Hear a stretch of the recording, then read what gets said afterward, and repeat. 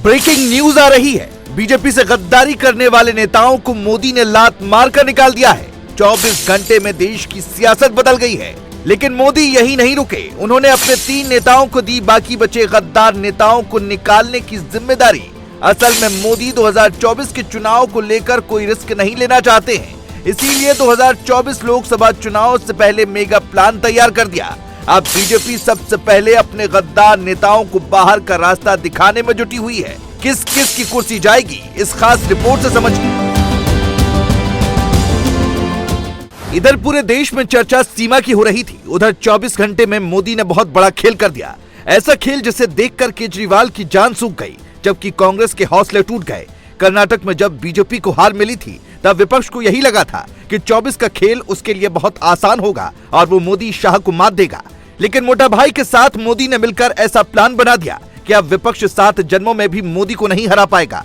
इस बार मोदी ने 2024 के लिए बेहद खतरनाक रणनीति बनाई है।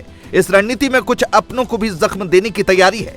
सरकार में बैठकर मलाई खाने वाले नेताओं के मुंह से अब निवाला भी छीन लिया जाएगा, क्योंकि बताया जा रहा है कि आने वाले लोकसभा चुनाव में उन्हें बीजेपी से आउट होने को कह दिया है। इनमें कुछ ऐसे नाम हैं जो कई बड़े ऊंचे ओहदे पर बैठे हुए हैं। एक ओर जहां विपक्ष बीजेपी को सत्ता से हटाने के लिए चुनावी बिसात बिछा रहा है, तो वहीं दूसरी ओर मोदी ने अपने सबसे खास नेताओं के साथ मेगा प्लान बनाया है। इस मेगा प्लान को निभाने की जिम्मेदारी फिर से एक बार राजनीति के चाणक्य कहे जाने वाले अमित शाह को दी गई है, क्योंकि कहा जाता है कि अमित शाह की सोच को समझना मुश्किल ही नहीं नामुमकिन है।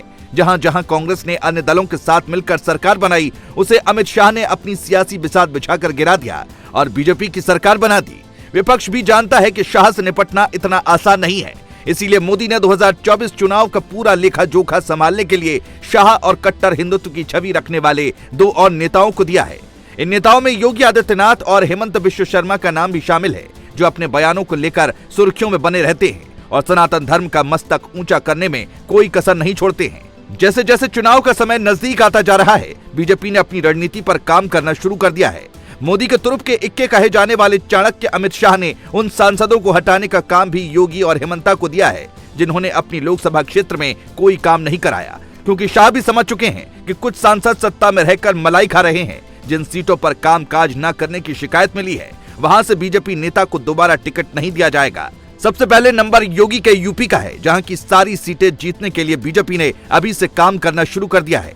कट्टर हिंदुत्व की छवि रखने वाले योगी आदित्यनाथ पर यूपी में सभी सीटों को जितवाने की जिम्मेदारी है, क्योंकि यूपी में लोकसभा की 80 सीटें हैं, जो देश में सबसे ज्यादा हैं, और इसीलिए बीजेपी ने लोकसभा चुनाव 2024 के लिए मिशन 80 का लक्ष्य रखा है। निकाय चुनाव के नतीजों से भी बीजेपी इतनी उत्साहित है कि अब साफ तौर पर पार्टी के नेता और सरकार के मंत्री कह रहे हैं कि लोकसभा चुनाव में सभी विपक्षी दलों का सूपड़ा साफ होगा। पार्टी 80 की 80 सीटों पर जीत हासिल करेगी। जैसे 2019 के चुनावों में बीजेपी गठबंधन अपना दबदबा बनाए रखने में सफल रहा है, वैसे ही 2024 के चुनाव में भी इसका असर साफ तौर पर दिखेगा। 2024 के लोकसभा चुनाव को लेकर सियासी तपिश गर्म है। हाल ही में हुआ एक सर्वे बीजेपी के लिए किसी टॉनिक से कम नहीं है। सर्वे के मुताबिक कुछ ऐसे बड़े राज्य हैं जहां बीजेपी पिछले चुनाव के मुकाबले इस बार और ज्यादा सीटें जीत सकती है। इसमें सीटों के लिहाज से सबसे बड़ा राज्य उत्तर प्रदेश भी शामिल है। यूपी में अगर आज चुनाव हुए तो सर्वे के मुताबिक बीजेपी के खाते में 70 सीटें जाती हुई दिख रही हैं, जो पिछले चुनाव के मुकाबले से 6 अधिक हैं। पिछली बार यूपी में लोकसभा चुनाव सपा और बसपा दोनों मिलकर लड़े थे, यानी इस बार चुनाव में बीजेपी 2014 वाला ही कमाल करती दिख रही है। इसके साथ ही बीजेपी को इस बार असम में लोकसभा की 14 सीटें मिल सकती हैं। पिछले चुनाव में यहां पार्टी को 12 सीटें मिली थी। यूपी की 6 और असम की 2, यानी जिन 8 सीटों पर बीजेपी की जीत या हार का असमंजस है, उन सीटों पर अब योगी और हेमंत बिश्व शर्मा ने काम करना शुरू कर दिया है। अब कौन से नेता पर गाज गिरती है, ये देखना होगा। वैसे क्या आपके इलाके में बीजेपी के नेता सही से काम कर रहे हैं कि नहीं, इसके बारे में कमेंट में जरूर बताएं।